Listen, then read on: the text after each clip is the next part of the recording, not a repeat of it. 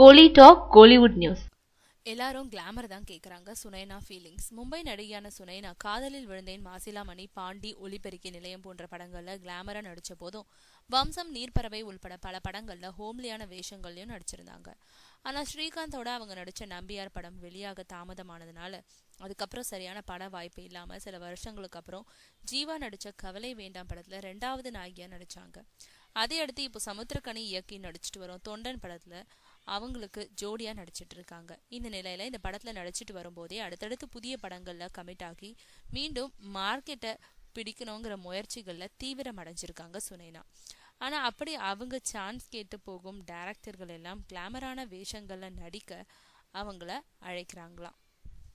இதனால எல்லாரும் எனக்கு கிளாமரா தான் நடிக்க கூப்பிடுறாங்கன்னு ஃபீல் பண்ணிக்கிட்டு இருக்காங்க சுனைனா. காரணம், இனிமே அழுத்தமான கதாபாத்திரங்கள்ல நடிச்சு நல்ல நடிகைங்கிற இடத்தை பிடிக்கணும்ன்றதுதான் அவங்களோட நோக்கமா இருக்கா.